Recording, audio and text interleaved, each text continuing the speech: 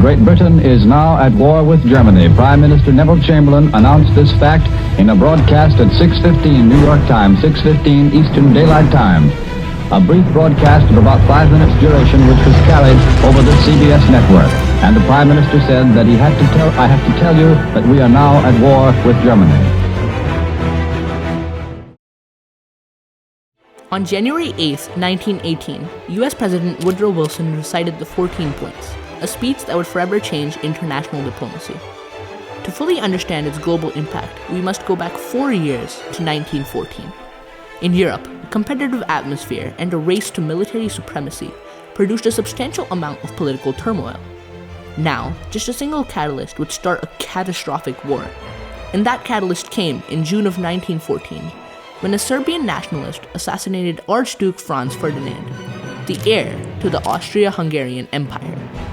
This tragedy and the current geopolitical environment culminated into an immediate conflict between the two nations. It would soon involve many countries on both sides, beginning the long and brutal World War I. This led to 4 years of repetitive fighting across the globe.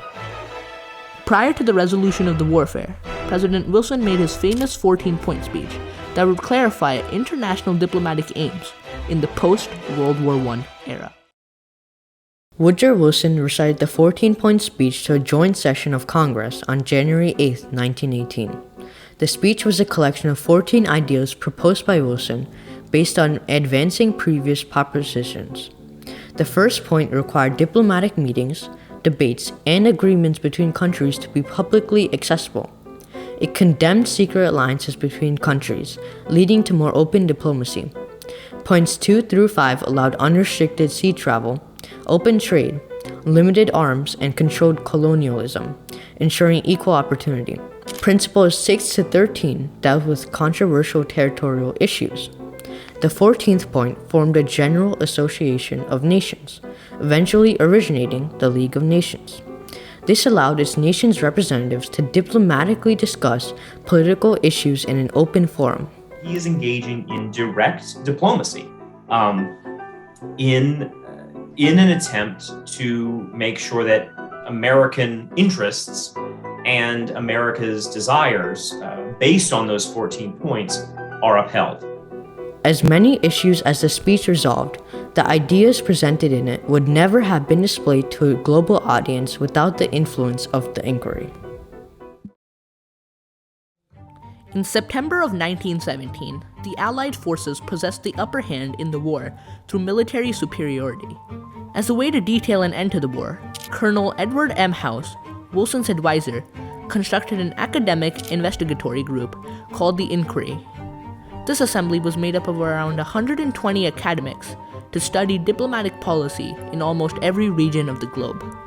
Prior to 1918, they researched and collated data to prepare for a peace conference following the battle.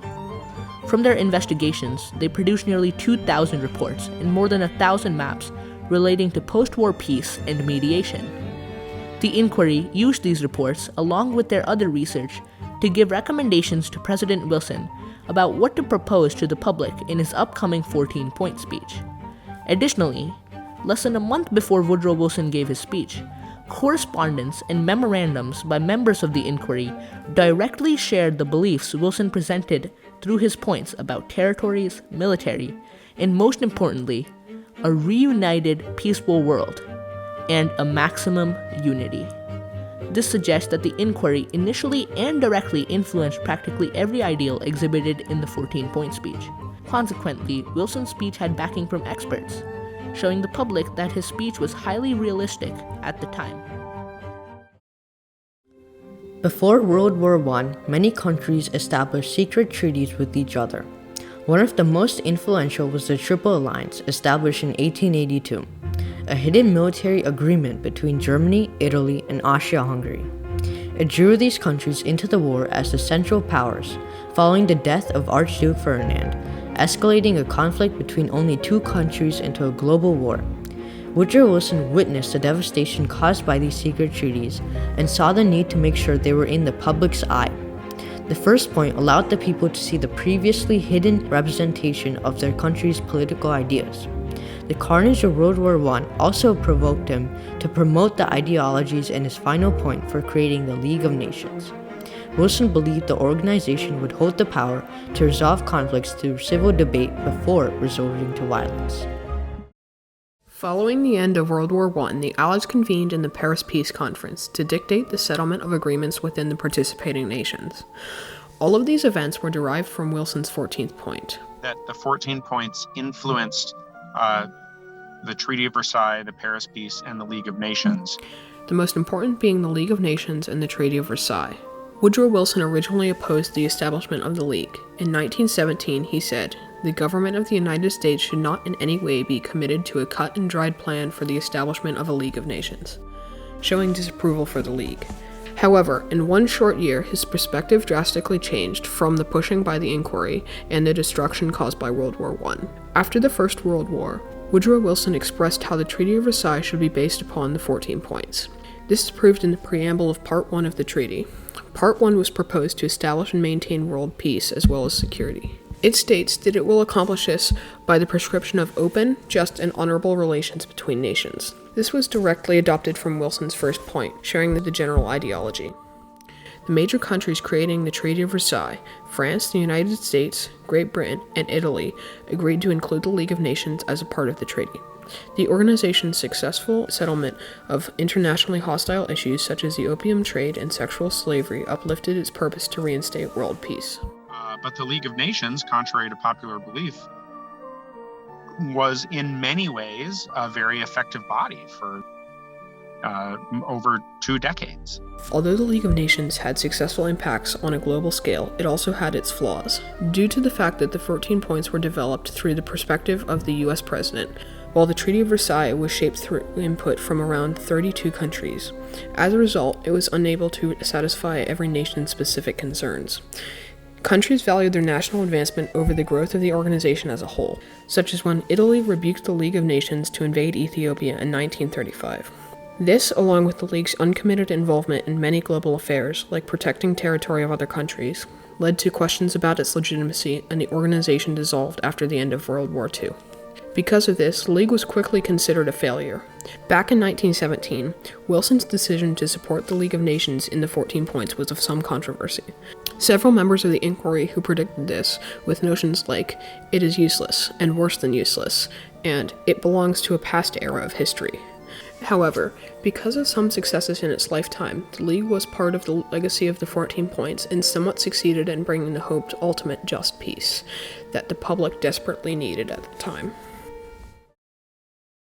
After the League of Nations formally disbanded in 1946, the international community saw the need for another global platform similar to the League of Nations. Thus, the United Nations Conference on International Organizations formed in 1945. This resulted in the creation of the Charter of the United Nations.